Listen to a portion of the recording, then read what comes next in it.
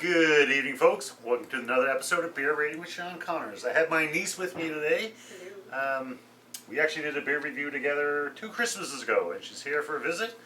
And my neighbor actually went to Vancouver, brought me back a couple beers, and this is one of them. It's a Pumpkineater ale. And honestly, I'm kind of thinking pumpkin, I don't know, pumpkin spice. However, Michelle, when she's seen it, I think she was licking her lips, so I said I'll bring her in with this one. So let me see what it says on the can. Pumpkineater Imperial Pumpkin Ale. So we were just talking about that. And basically, anytime you see Imperial, that means it's going to be high alcohol or higher alcohol than normal. So this one's 8%. So what do you think it's going to be? Any predictions? Good, bad? Surprise. I really don't know. Me. I've never heard of a Imperial besides like a stout. I didn't know there was like any other kind of Imperial. You know how the Imperial beers came to be? Nope. The gist of it is basically, I could be off a little ways, but the English were brewing stouts, and the Russian Tsar got a taste for it. But the problem was the stouts couldn't make it there without going bad, so they upped the alcohol content. However they did it, and that acted as a preservative, so it would make it to the Russian Tsars. I might be a little bit off the story, but that's the basic gist of it. Anyway, this one is Howe Sound Brewery, established 1996. Which I'm not surprised, because I actually was in BC, lived there for 5 years in the early 90s, and the craft breweries were taking off there. It says, welcome to Sea to Sky Country, Imperial Amber Ale, brewed with pumpkins, nutmeg, cinnamon, ginger, and cloves. So you can't get much more fallish than that. Yep. And as I mentioned, this was actually my neighbors brought it back, and I don't know.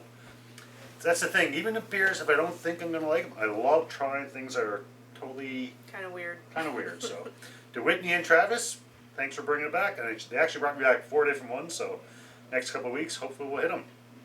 And so this is Squamish, BC. They're out of Product of Canada. And that's about it. So I've given the 2 glasses a quick cold water rinse. And these are what they call craft beer glasses. There's different beer glasses for different beers. Just do a Google search. It'll tell you what beers to use. I don't know what this one's going to be like, but I'm looking forward to giving it a try. And whatever I don't like, I'll just pass off to Michelle. Yeah. I'll drink anything. Yeah, she's a Connors. I like the design on the can. Yeah, it's pretty, let's see, headless. Jack-o'-lantern. Jack-o'-lantern.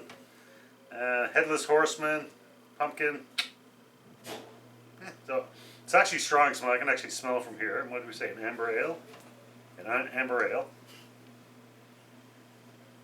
Oh yeah. Jeez, yeah. And honestly, what this reminds me of is a Christmas ale.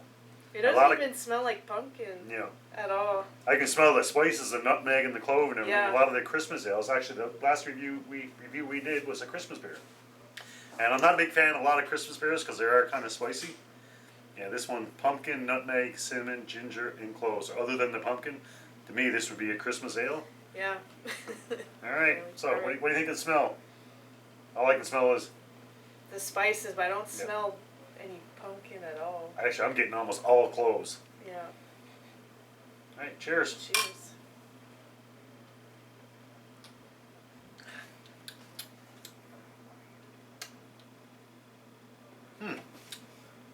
What's your first impression? I don't know how I feel about this. It's not bad. It's not bad. I can actually taste the alcohol on it. I find high alcohol beers you can actually taste. I'm not a liquor drinker either, so. But to me, the first impression I got, first taste, this could change.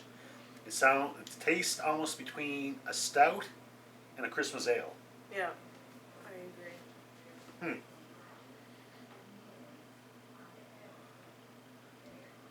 It's really dark too. There's something there that's giving me the stout thing. Not a lot, but just a little tiny bit. Like I said, between a stout and a Christmas ale. Yeah. And honestly, it's better than I expected.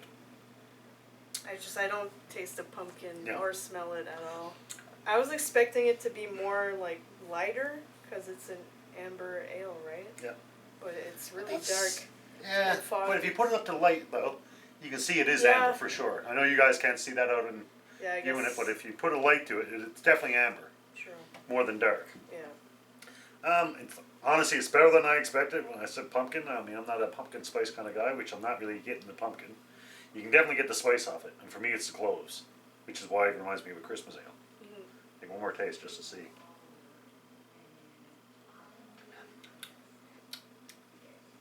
It's better than I expected, but I don't think it'd be something I'd drink on a regular basis. But if I was at a party and you gave me one, I definitely wouldn't have any problem drinking it. Sure. So I have to give it a rating, and I want you to give it a rating too. Ratings are always out of 5. A 1 is a drain pour. Don't like it, can't finish it. I'm literally going to pour it down the drain. A 2 is like, yeah, I'm not a big fan, but I'll finish it.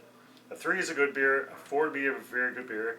And a 5 would be the best beer ever. Or you can give half ratings. Like you can do a 2.5 or 3.5, but nothing other than that. So what are you thinking? I'm giving it a 3, which is pretty generous. Yeah.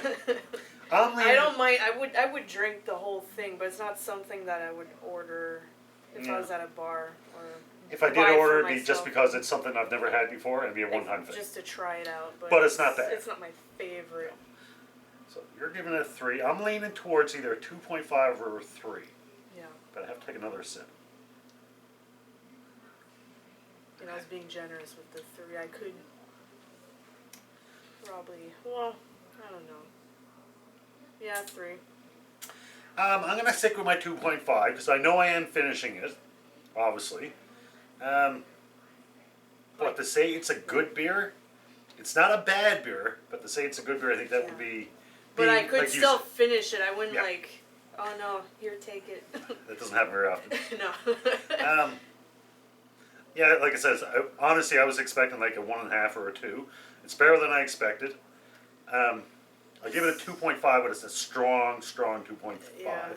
If I was to give it a 3, it would be a low 3. Yeah, that's... I want to take another sip. So as long as I can keep drinking it, like, I'm going to stick to a 3, but... Yeah, it's generous. I'm actually leaning towards a 3. That mouthful. One more mouthful, and I'll decide. Make it concrete. I'm just really disappointed that it doesn't at least smell like a pumpkin. I think actually I'm going to up mine to a 3, just for nothing else, for uniqueness. Yeah. Because I never ever thought I'd get a pumpkin ale as such. Yeah, but So it's unique. It doesn't taste like it though. To me, it's false advertisement. Yeah. They should have labeled it as a Christmassy thing, like you were saying. Yeah. Like. I think it would, I mean they could change the label on that and it'd be a Christmas beer. Put a picture of Santa Claus on a motorcycle with a snowball. Because it's very Halloweeny, and this doesn't speak Halloween to me. It's more Christmassy, I agree. Yeah. But I'm going to be generous and give it a 3.0 just for the uniqueness and the fact that I'm finishing pretty easy enough. Yeah. So here you go, folks. I think we both agree for the How Sound Pumpkineater Imperial Pumpkin Ale 3.0. Till next brew, as always, enjoy responsibly. Cheers. Cheers.